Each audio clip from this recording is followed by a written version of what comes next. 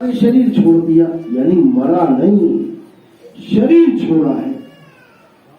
अब शरीर छोड़ के कहां जाएगा?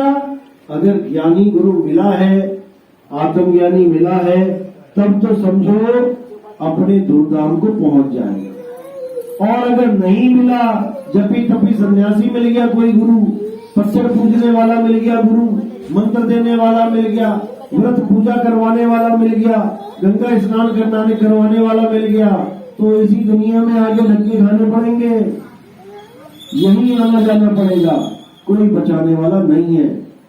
तो सारा खेल आत्मा का है।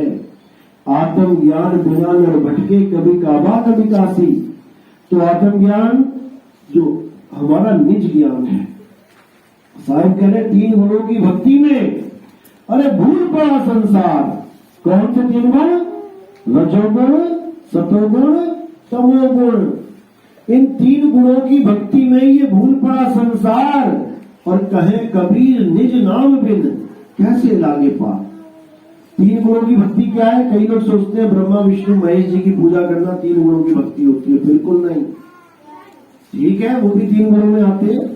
असल में त्रिगुणी भक्ति क्या होती है? ये त्रिगुणी माया जो संसार है, इसमें जो कुछ भी दिख रहा है ये सब त्रिगुणी है। मंदिर त्रिगुणी है, मूर्ति त्रिगुणी है, मंत्र त्रिगुणी है, जप तप पूजा पाठ परिक्रमा सब त्रिगुणी है। हर चीज में 3 गुण बने हुए हैं।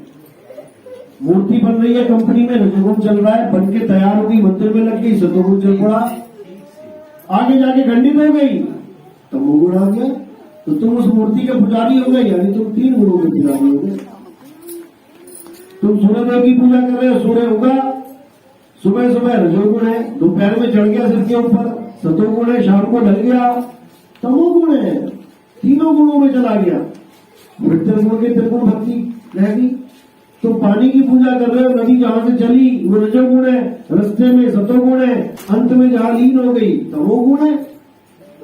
तो फिर 3 गुणों के चक्कर में पड़ गए। मंत्र देखो, मुंह से बोला रा, जैसी बोला रजोगुण है, जब चल रहा है रा तो सतोगुण है, मां फिर खत्म हो गया तमोगुण है। फिर 3 गुणों में फंस गए।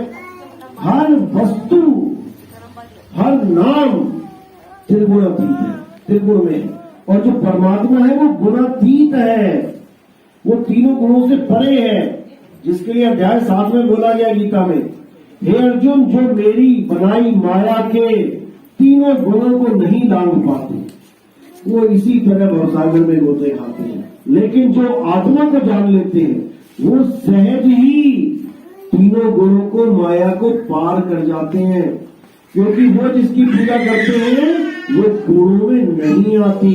ना तो आत्मा कभी पैदा होती है तो रजोगुण नहीं, आत्मा सदा रहती है सतोगुण नहीं, आत्मा का अंत नहीं होता तमोगुण नहीं, तीनों गुणों से परे वो केवल आत्मा है।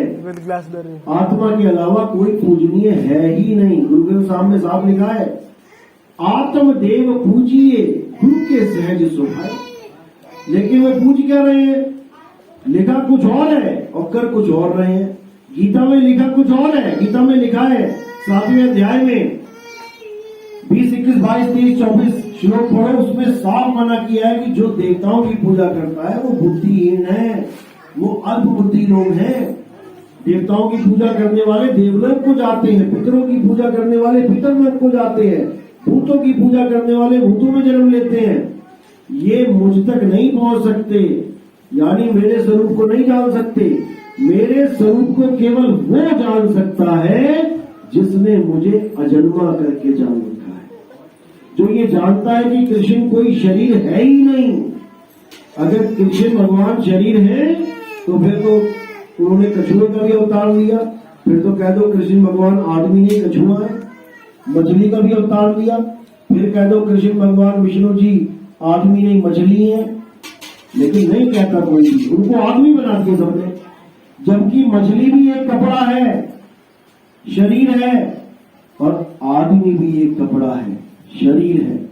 मछली के कपड़े को रिजेक्ट मार दिया, कछुए के कपड़े को रिजेक्ट मार दिया, वरा अवतार में जंगली सुअर का शरीर धारण किया, उसको रिजेक्ट मार दिया, और आदमी वाला जो कपड़ा है उसको सिलेक्ट मार दिया। आदमी का रूप तुम्हें भा गया क्योंकि तुम भी आदमी हो। अगर तुम मछली होते तो तुम भगवान को मछली मानते। मछली है भगवान जी। ये आदमी वाला तो अवतार कुछ समय के लिए लिया था, क्योंकि हमें अपने जैसा भगवान चाहिए। जैसे हम हैं हमें वैसे ही माता पिता चाहिए। शरीर मानोगे अपने आप को आदमी का, तो तुम्हें भगवान शरीर वाले अच्छे लगेंगे। जितने मर्जी पूरे वाले पंडित जी, सारे शरीर वाले भगवान तुम्हें आदमी जैसे दिखाई देंगे। कोई भी देवी देवता है देखो आदमी जैसा है, तुम पूजा भी कर रहे हो। तो यही सारा खेल है शरीरों का। अब शरीरों से ऊपर उठना है और आत्मा को जानना है। आत्मा को जाने बिना अगर संसार को त्याग दिया, शरीर को त्याग दिया, तो दोबारा गर्भ में जाना पड़ेगा, जन्म मरण में जाना पड़ेगा। इसी काल जाल में उलझे रह जाओगे। जीवन ऐसा दर्दनाक हो जाएगा कि सोच भी नहीं सकते। इसलिए साहिब कह रहे हैं, बचना चाहो काल जाल से तो चीनो शब्द हमारा, और कहे कबीर अमर कर राखू जो निज हुए हमारा। अमर करके रखूंगा मैं। अमर कैसे रहेंगे हम? जब हम आत्मा ही हो जाएंगे। शरीर में तो कोई अमर रह ही नहीं सकता। देखो ऋषि मुनियों ने कितनी तपस्या करी, राक्षसों ने भी कितनी तपस्या करी। जब भगवान आए प्रसन्न होके तो क्या मांगा राक्षसों ने? देखो, हे भगवान मुझे अमर कर दो। भगवान क्या बोले?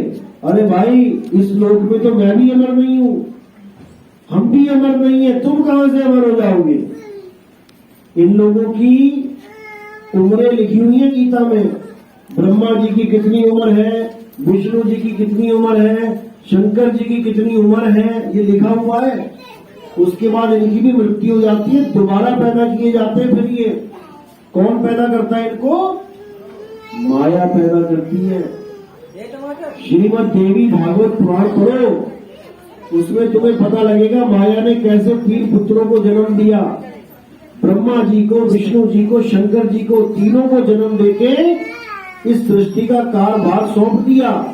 ब्रह्मा जी को क्या कार्य सौंपा कि तुम सृष्टि में बीज डालोगे, यानी पैदावार करोगे।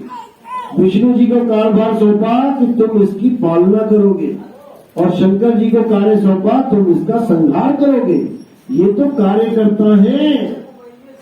जैसे हम कोई कार्यकर्ता रख दे उसको काम सौंप दें, ये कार्यकर्ता है। तीनों अपना अपना कर्म कर रहे हैं, लेकिन करवा कौन रहा है इनसे? जब ये जानोगे तब तुम्हें